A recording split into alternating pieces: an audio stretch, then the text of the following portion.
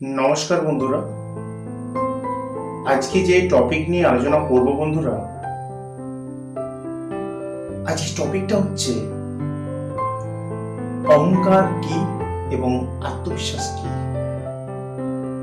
মানে আমি এটা বলতে চাইছি যে অহংকার এবং আত্মবিশ্বাসের মধ্যে তফাৎ কোন জায়গাতে। সর্বপ্রথমে আমি আসছি আত্মবিশ্বাসে। আত্মবিশ্বাস মানে ধরে নাও যে আমি কোনো একটা কাজ করতে পারবো, এটা হচ্ছে আমাদের আত্মবিশ্বাস। আর অহংকার যে বিষয়টা হচ্ছে সেটা হচ্ছে যে আমি এই কাজটা করতে পারবো, আর কেউ করতে পারবে না, আমি শ্রেষ্ঠ, আমি সেরা। আমার নিজস্ব শ্রেষ্ঠত্বকে দেখানোর বেশি প্রচেষ্টাকে বলা হয় অহংকার।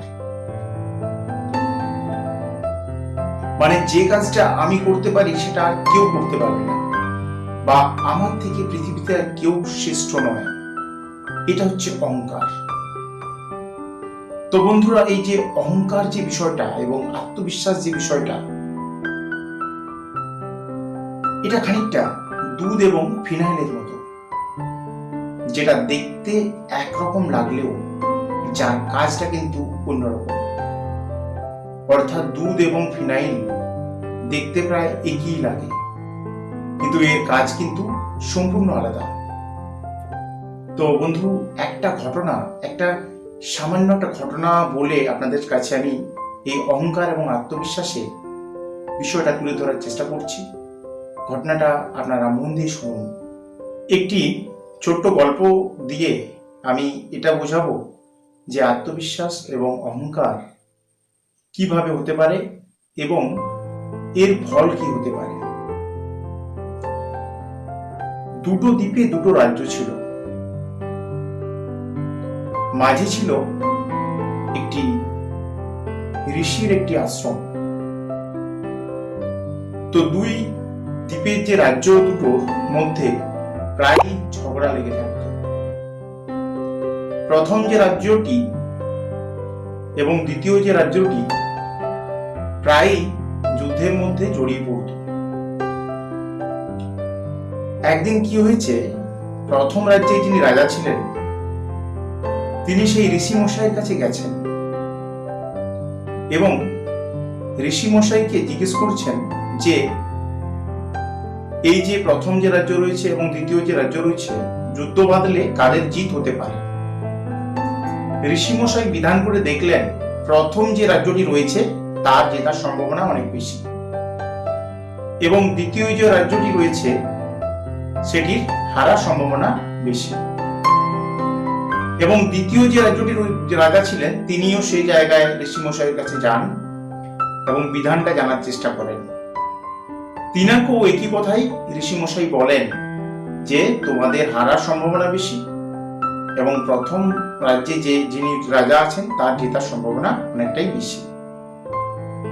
এই দুটো কথা শুনে প্রথম রাজ্যে যিনি রাজা ছিলেন তিনি জেতার কথা শুনে খুব আত্মবিশ্বাসী হয়ে ওঠেন এবং খুব অহংকারী হয়ে ওঠেন। এবং দ্বিতীয় রাজ্যের যিনি রাজা ছিলেন তিনি যথারীতি, মন খারাপ তো তার মধ্যে ছিল, কিন্তু তিনি যুদ্ধের জন্য প্রয়াস করে যাচ্ছিলেন এবং তিনি যুদ্ধ প্রস্তুতি নিচ্ছিলেন। আর প্রথম রাজ্যের যে রাজা ছিলেন তিনি তো একেবারে উল্লাসে এবং অহংকারে আত্মহারা হয়ে যান। তিনি আর কোন রকম কিন্তু যুদ্ধের জন্য প্রস্তুতি আর নেননি। এইবার ক্রমে ক্রমে দিন পেরিয়ে যায়। হঠাৎ একদিন যুদ্ধ বেঁধে যায়। প্রথম রাজ্যে যিনি রাজা ছিলেন তিনি তো আত্মবিশ্বাসী, তিনি তো জানেন যে জিত তো তারই হাতে রয়েছে, কারণ ঋষি মশাই বিধান অনুসারে তো বলেই দিয়েছেন যে প্রথম রাজ্যের রাজা জিতবে। এবং দ্বিতীয় রাজ্যের রাজা তিনি কিন্তু যে অস্ত্রশস্ত্র বিদ্যা শিখেছিলেন এবং তা অধ্যয়ন করেছিলেন তাতে তিনি খানিকটা আত্মবিশ্বাসী ছিলেন। যথারীতি যুদ্ধ হয়ে যায়। প্রথম রাজ্যের রাজা হেরে যান এবং দ্বিতীয় রাজ্যের রাজা জিতে যান। এবং সর্বশেষে যখন হেরে যান প্রথম রাজ্যের রাজা, তিনি ঋষিমশাইয়ের কাছে আবার যান এবং কারণ জানতে চান।